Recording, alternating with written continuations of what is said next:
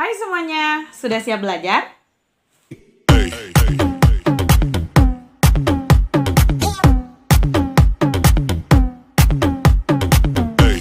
Oke teman-teman, di video kali ini seperti janji aku kemarin ya, di video ini aku akan memberikan tips cepat fasih berbahasa Inggris. Ya, yang namanya menuju kefasihan atau fluensi itu membutuhkan tahapan dan juga waktu, tidak bisa sekaligus baru belajar tiba-tiba langsung menjadi fasih. Oke teman-teman, di sini ada 5 tips yang akan aku bagikan kepada kalian semua dan ini berdasarkan pengalaman aku sendiri. Ini sudah diuji ibaratnya seperti itu. Yang pertama adalah pronounce like a native speaker. Jadi kita berusaha semaksimal mungkin untuk melafalkan kalimat atau kata yang terdapat dalam bahasa Inggris itu seperti penutur bahasa aslinya. Karena kita bahasa ibunya adalah bahasa Indonesia, jadi sedikit sulit untuk menuju fluensi. Tapi itu bukan hal yang tidak mungkin. Seperti misalnya ketika kita mempronouncekan kata the, tulisannya seperti ini, itu masih banyak yang membaca dengan kata-kata the. Karena kita orang Indonesia asli. Padahal sebenarnya cara membacanya adalah the. Kemudian ada kata selanjutnya, story. Story. Kebanyakan orang Indonesia bilangnya story. Story, tanpa logat ataupun penuturannya tidak sama seperti native speaker. Kita bisa mencoba dengan menuturkan kata tersebut dengan story. Story. Seperti halnya native speaker. Tidak hanya satu atau dua kata saja, bisa juga kalimat. Misalnya, I don't know. Itu biasanya begitu cara kita mempronouncekan atau menuturkan. Tetapi sebenarnya I don't know. I don't know. Seperti itu mereka menuturkan. Jadi jika merasa kesulitan, oh ini bacanya gimana sih? Ini bacanya gimana sih? Itu bisa lihat di Google ataupun di YouTube ya, atau di internet, aplikasi dan lain sebagainya. Karena sekarang sudah banyak sekali aplikasi-aplikasi yang mendukung kita untuk cepat belajar bahasa Inggris. Pronounce like a native speaker ini, kalau misalnya tidak yakin, oh sama atau tidak ya, teman-teman bisa rekam, mungkin di handphone ya, bisa di HP itu direkam pengucapannya, misalnya pintu itu door, kemudian kita rekam suara kita bandingkan dengan yang native speaker, katakan apakah pronunciation-nya sudah sama atau belum. Kalau belum bisa dicoba lagi, nanti lama-lama kita akan terbiasa. Kemudian biasakan jika mendengar kata yang baru ataupun sedikit sulit kita ucapkan, itu dipraktekkan terus-menerus. Misalnya kalimat seperti ini, failure, seperti itu. Kita baru mendengar misalnya, diucapkan terus-menerus 5, 10, sampai 20 kali. Failure, failure, failure. Nanti lidahnya akan terbiasa ketika kita mengucapkan kata failure. Oke, yang kedua, biasakan membaca paragraf bahasa Inggris minimal 1 paragraf setiap harinya. Itu paragraf apapun, bisa kita temukan di artikel, atau di buku pelajaran, atau juga bisa diganti dengan lirik lagu. Sekalian bernyanyi mungkin untuk melenturkan lidah kita supaya gampang melafalkan kata-kata yang kita rasa sulit untuk melafalkannya.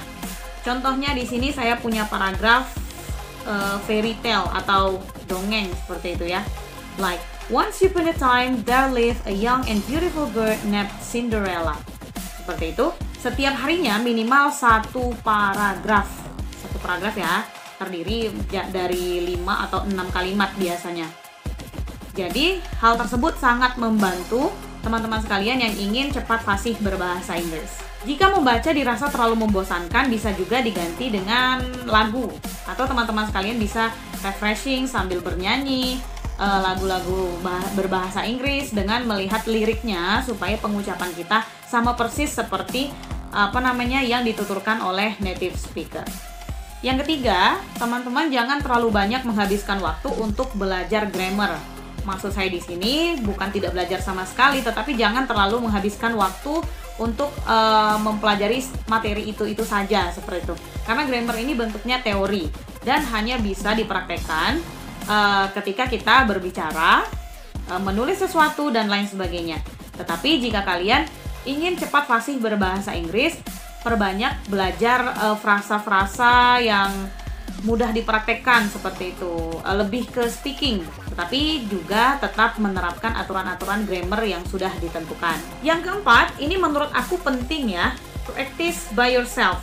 Ini praktek dengan diri kalian sendiri. Nggak apa-apa kita belajar ngomong, itu ngomong ke diri sendiri, nggak apa-apa. Misalnya ngomong tentang keseharian kita, hari ini ngapain saja, atau favorite things, atau best friends, dan lain sebagainya. Itu bisa dipraktekkan, misalnya di depan kaca, di atas motor, di dalam mobil, di dalam kamar, dan lain sebagainya. Tidak apa-apa kalau orang menganggap, wah ini kayaknya kurang waras ngomong sendiri. It's okay, tetapi itu sangat membantu supaya kita bisa lebih fluent lagi, supaya lebih bisa fasih dalam berbahasa Inggris seperti halnya native speaker. Oke, yang terakhir, the last but not least adalah find a partner. Jadi dalam belajar bahasa Inggris ini kita sangat butuh yang namanya partner. Walaupun kita bisa sebenarnya praktek sendiri, tetapi partner di sini juga dibutuhkan. Karena tujuan bisa berbahasa Inggris itu adalah sebagai media kita untuk berkomunikasi. Jadi kita butuh teman untuk mempraktekkan bahasa tersebut.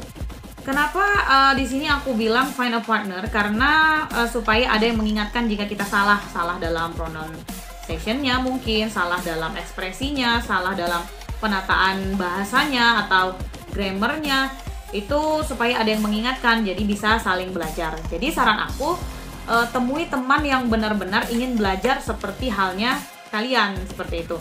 Karena jika kita berteman dengan seperti toxic friend ya, yang tidak memiliki frekuensi yang sama dengan kita ketika kita belajar, mungkin ditertawakan, mungkin tidak dihiraukan. Seperti itu saran aku, untuk belajar bahasa Inggris itu tidak usah melibatkan mereka, tetapi melibatkan teman-teman yang sama-sama ingin belajar.